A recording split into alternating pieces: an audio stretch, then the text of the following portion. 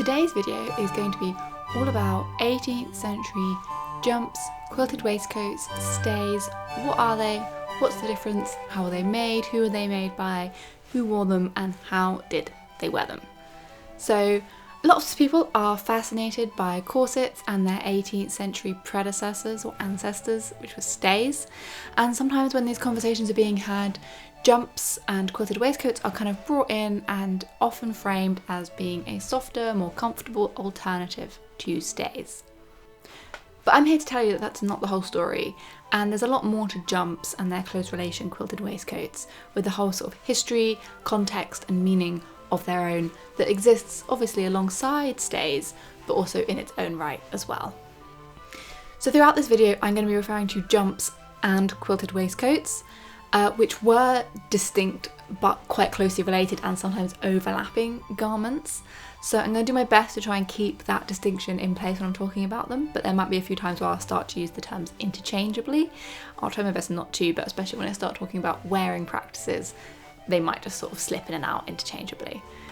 And if you're wondering, who am I to tell you about this? Well, I'm a dress historian and I've been spending the last year or more researching this topic specifically as part of my master's thesis. So it's something I'm pretty passionate about. I've gotten pretty absorbed in the archives and the original garments, become a bit obsessed with these garments and really just wanted to share a bit more about what I found out and try and complicate that story of what stays versus jumps are. So if we just want to start off with the basics, it can be helpful to remind ourselves what a kind of standard 18th century outfit looked like. So you'd have a base layer of a shift which protected your clothes from sweat and body oils and things like that, and also could protect your skin from chafing. And then on top of that, if you're a woman, you would be wearing a pair of stays, which are essentially like the 18th century predecessor to the corset that you see in the 19th century, and this would be boned and pretty much always was laced up in the back. And then depending on current fashions and also your social status, on top of those items you might either wear a petticoat and a jacket combination of some kind, or you'd be wearing a sort of more of a full gown, which was often made up of a petticoat and then an overgown or overdress that went over that as well. And it was also common to wear some kind of hoops or pads or something like that under the skirts to help create the fashionable silhouette. And then there's all sorts of accessories that go on top, like neckerchiefs, mitts, aprons, caps, hats, jewellery, shoes, stockings, which I'm not really going to talk about in this video. And if we take a look at some images of surviving jumps and quilted waistcoats, we can see that they generally follow the same kind of style. They have a front closure almost all the time. They have these quite large hip basques that flare out underneath the waist, and the characteristic quilting. And at a glance they do look somewhat similar to stays, especially if you're not so familiar with 18th century fashions, and so it's quite easy to see how they've been characterised as just a version of stays. But actually, even if you just start to look a bit longer and a bit closer, especially if you start thinking about reconstruction, you realise that the pattern pieces for these garments are very different. They serve quite different purposes and they wouldn't achieve the same things if you just had an unboned set of stays or a fully boned pair of jumps or quilted waistcoat. I think that's one key thing to bear in mind, thinking about how are these garments actually different to each other. So I've already mentioned that there's a distinction between jumps and quilted waistcoats, but also that it can be a bit of a blurred line and a bit indistinct. There are some sources which suggest there's a really clear and specific difference, whilst others seem to use the terms fairly interchangeably and don't make much effort to distinguish between the two.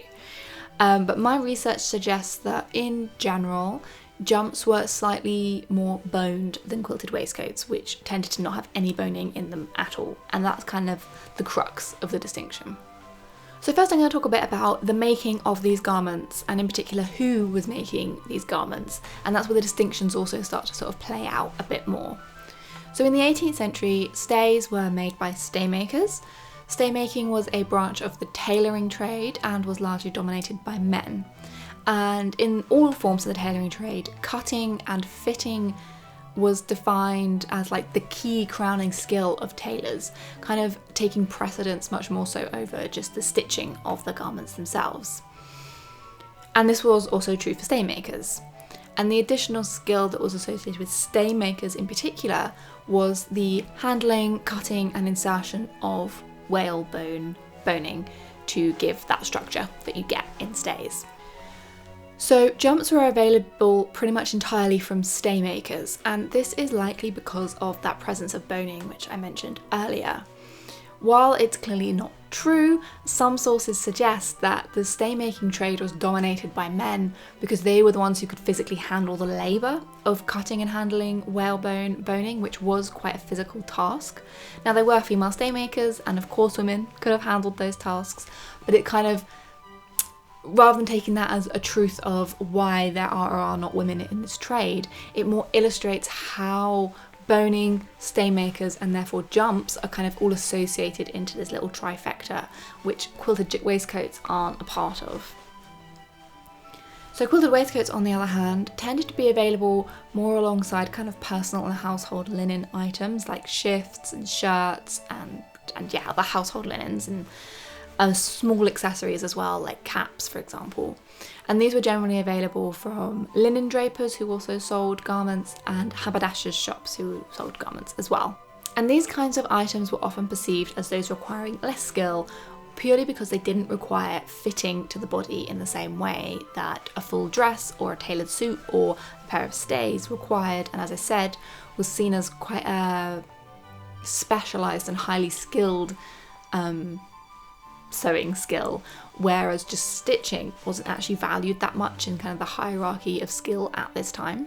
And of course, you know, stitching is very skilled, and some of the really fine work that you see from this time is highly skilled work, but in the kind of 18th century valuation of labour, stitching wasn't very highly valued, and this might be in part because it was a trade that was dominated by women, the actual stitching of garments.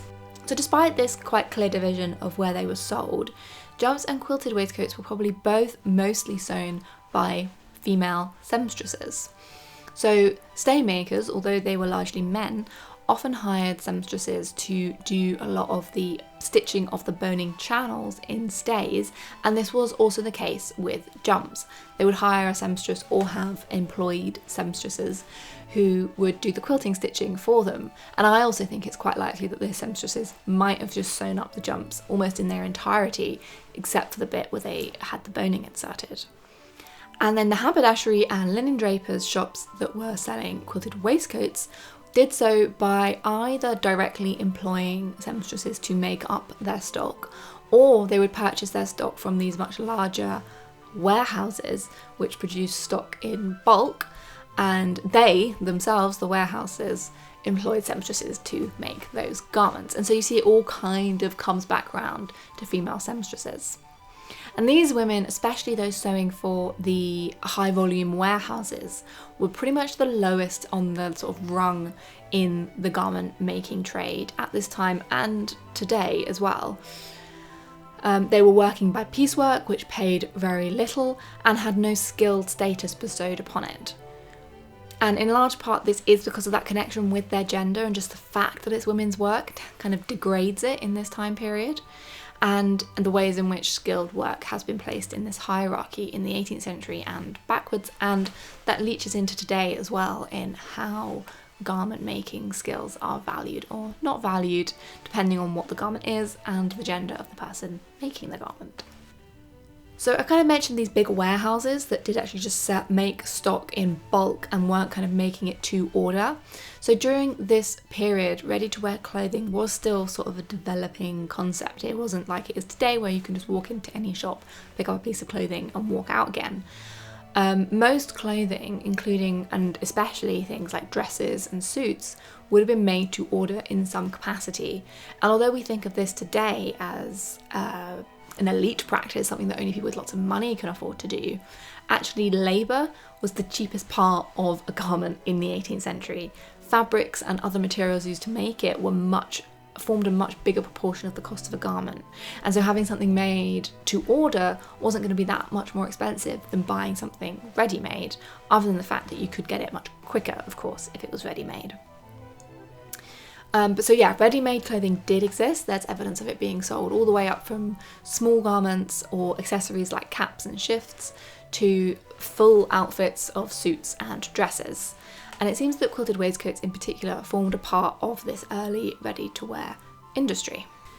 So for a bit of context on what it takes to make these garments, and I'll be going into a bit more detail in another video on actually if you want to make your own pair of jumps or a quilted waistcoat, you can watch that when I get around to making it. But when I reconstructed my quilted waistcoat, it took me 47 hours from the fabric preparation to being fully complete. Now my speed of working did pick up quite noticeably as I familiarised myself with the quilting technique and improved. So I've kind of estimated that this could have dropped to 35 to 40 hours for me to complete this garment if I were to sew it again. And I think that could drop quite a lot further to 30 hours or even fewer for an experienced 18th century seamstress, especially if she was sewing the same thing day in, day out. So working days were very long for seamstresses in this period. Some estimates go as high as 13 hours a day for the working day. So if we were to go estimate a kind of 10 to 13 hour working day, a quilted waistcoat represents about 2.5 to 3 days of labour for a single seamstress working on it straight out the whole time for the entire duration of those days. And the average price of a waistcoat, although this was really varied and something that I'm not totally confident talking about this sort of average number, but it was about 10 shillings that I found, which was equivalent to about 1 to 2 weeks' wages for a labourer or sort of low status seamstress of this time, just to kind of give you a context of what they're earning versus what their garments are selling for. And of course that 10 shillings isn't entirely going to the seamstress because a lot of that money is paying for the materials involved. However, you could get a waistcoat for quite a lot cheaper than this. Like I said, the numbers varied significantly, and I think just the choice of materials that you went for would have had a big difference in that. And some waistcoats had, were made of silk and they had lots of embroidery and, kind of extra decorative elements, and some were really simple, just made of linen and quilted plainly. So those materials could have changed the price, but also the second-hand trade, more than the ready-to-wear trade, was absolutely thriving in the 18th century. And so buying a waistcoat second-hand would have been a really good way to get it cheaper. So now we know how waistcoats were made and that you've got this quite big price variation, it can be useful to start thinking about actually who was wearing these garments, who were the people buying these items and then wearing them. And I found that jumps and quilted waistcoats were worn by quite a variety of women across the social spectrum, with references to their being worn by young enslaved women all the way up to duchesses. However, there was variation according to kind of class or social status in how waistcoats and jumps were viewed on the bodies of women, how the wearing practices of those women, and the sort of understandings of those garments when they were worn by different women. I don't know if that made sense. So for elite women, jumps and quilted waistcoats represented an optional garment which was worn for informal moments of the day, and it was part of a bigger category of clothing known as undress. And this kind of undress clothing, although it became fashionable later in the century, in general it was associated with casual parts of the day, in particular first thing in the morning after you've risen from bed, so whilst you maybe are getting ready for the day, breakfasting, and possibly even if you're receiving close friends in the morning. And there are accounts also of quilted waistcoats being worn at night, often providing extra warmth or support when worn over the shift in bed. And they were also worn during times of delicate health, whether that's due to illness, old age, or pregnancy. But in general, they're not presented or spoken about as sort of straightforward alternative to stays, although there are accounts of women requesting each other or suggesting each other to switch out their stays for quilted waistcoats or jumps. It's not as if these two garments are directly interchangeable from a kind of social, cultural perspective, because none of these women reference wearing their jumps or quilted waistcoats outside of the house, and it seems to be very clearly a garment that was intended for private use pretty much exclusively. And so I think in some ways you could characterise them as sort of like the 18th century equivalent to loungewear. It's something that is absolutely acceptable and even encouraged, especially in informal spaces, but in certain other spaces, especially more formal ones and for people in more formal roles that would be very inappropriate to be wearing in those situations and are not interchangeable with each other. You know, a pair of sweatpants isn't interchangeable with a pair of smart trouser suit trousers, but they are very similar looking garments. And the language that these women use in their letters and diaries discussing the wearing of jumps and quilted waistcoats is often very nurturing, very supportive of each other, and in helping each other get through moments often of ill health, or just that they enjoy this garment to relax in at home. So working and other non-elite women appear to have had quite a different experience of jumps and quilted waistcoats, although there definitely are overlaps. And this is both in how they wore them, but also particularly in the discourses that surround them, coming from other people in particular. So while there are few to no accounts coming directly from these women, some sympathetic sources show that working women did also wear jumps and quilted waistcoats around the times and of pregnancy, both during and afterwards. But they're also recorded as wearing jumps and quilted waistcoats outside of the home in more public spaces in a way that elite women just are not. And this might either be as a visible outer layer or as an underlayer with a jacket most often worn on top. And there's a lot to unpack around class and the formality of dress, but in general, non-elites and working people wore less formal dress as their day-to-day wear.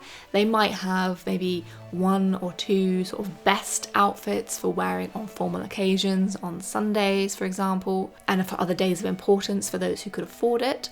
So it's not surprising that non-elites are wearing these more informal garments outside of the privacy of generally the home, whereas elites are not, because they just generally dressed more formally than working people.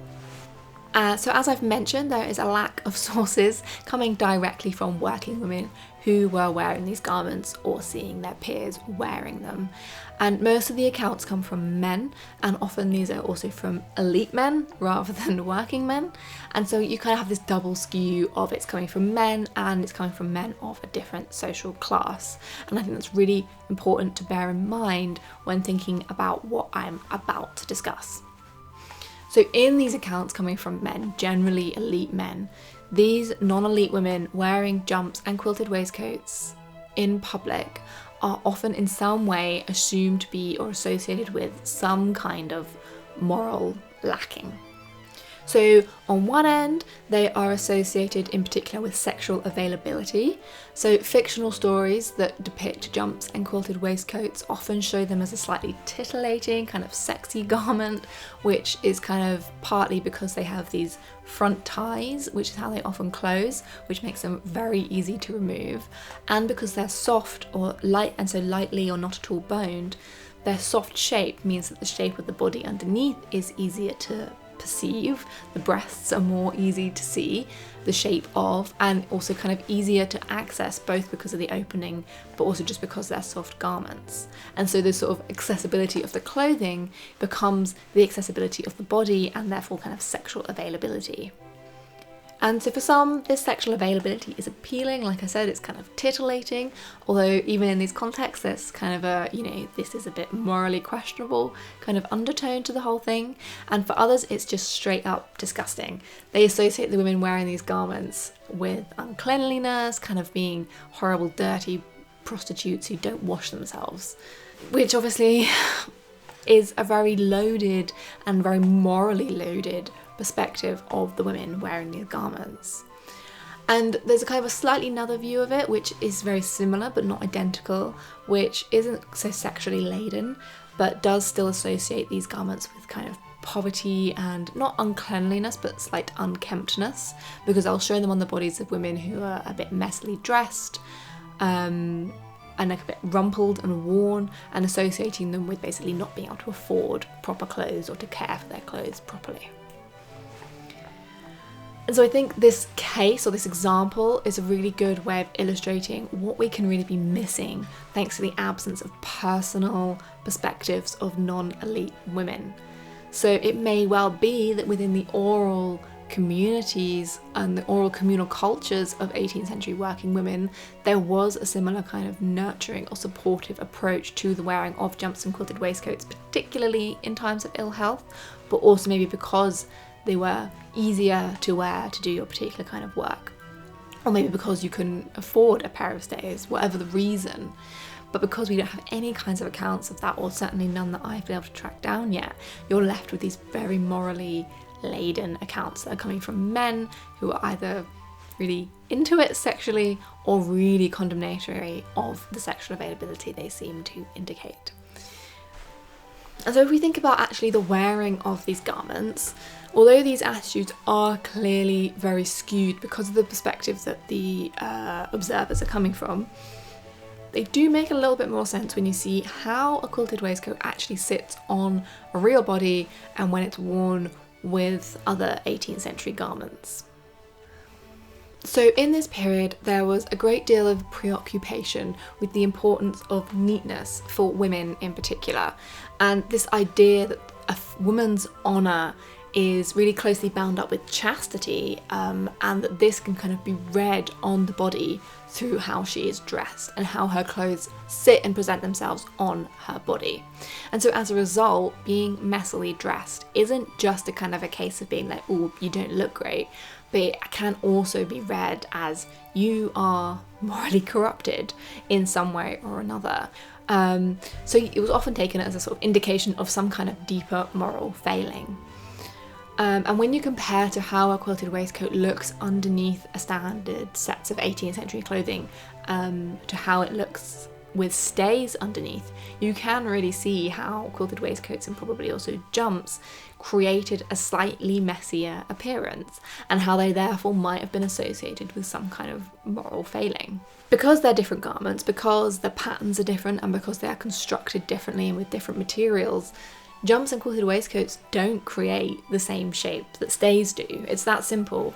They do to some extent, especially when you're wearing them on their own. They have a similar kind of slightly triangular, straight sides and back kind of a shape with the flare over the hips. But when you start putting clothes on top, they simply don't create the shape, and they don't have the support to sort of handle all of the layers of especially a kind of a full outfit with a dress on top. And they don't create the right shape. And so what this results in is a slightly lumpy or kind of wrinkled look, and it also majorly affects the comfort of wearing those clothes and the comfort of wearing jumps and quilted waistcoats, especially under more formal and more fitted clothing. And I personally found it to be the case that stays were much more comfortable if I was wearing a fitted jacket or a fitted dress bodice than quilted waistcoats were, because the quilted waistcoat didn't support those garments properly.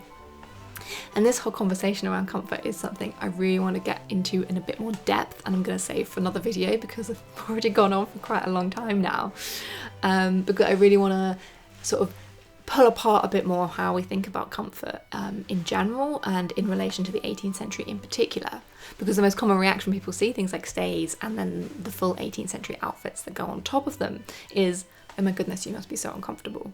And when they see something like quilted waistcoats or jumps, that's why people are going, oh, these are the comfier, softer alternative to stays, because look at them, they're not boned, they must be more comfortable. And although they are very comfortable to wear just over a shift on their own, actually once you start piling those layers of clothes on top, they become quite a lot less comfortable. So I'm going to go into that another time. I've already started going into it, even though I said I wasn't going to. And sort of fold it a bit into kind of both practical and also these cultural considerations that I've touched on a bit about kind of attitudes to neat dressing. So that's all I'm going to do for now. That's all. I've talked for ages. So you'll just have to wait with bated breath for my discussions on comfort and also on making jumps, or you can hit subscribe if you want to see more when I get that out. So if you have any questions that you want answering, please put them in the comments or get in touch in some other way on social media, I suppose. And like I said, I'll be sharing some more videos that are companions to this on making jumps, and also some of the context of comfort and neatness and proper dressing in the 18th century. And also, if you're here for Cozy, the costume symposium, thank you so much, first of all. There's a ton of amazing other videos that are being put out over this long weekend, so please go check those out. Go check out the Cozy social medias because it's got all the schedules and all the things you should be keeping an eye out for. I've got another video out on vintage sewing patterns and all that sort of stuff, so if that's interesting, go check that out. And in the description there's also in the description there's also a link to go and collect the badge for this video if you are doing that for Cozy too. Oh my goodness, so many other things to go check out. Thanks so much for watching.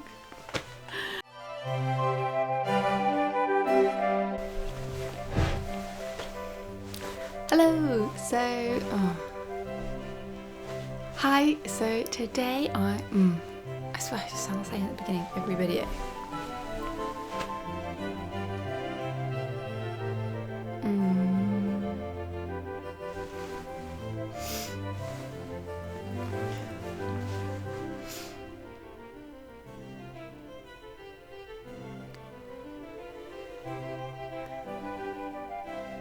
Actually, they were probably majority. So for elite women, jumps and quilted waistcoats.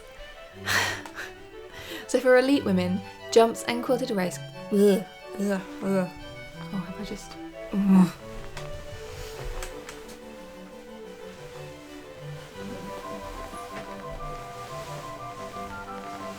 So rustly. Rustle, rustle, rustle.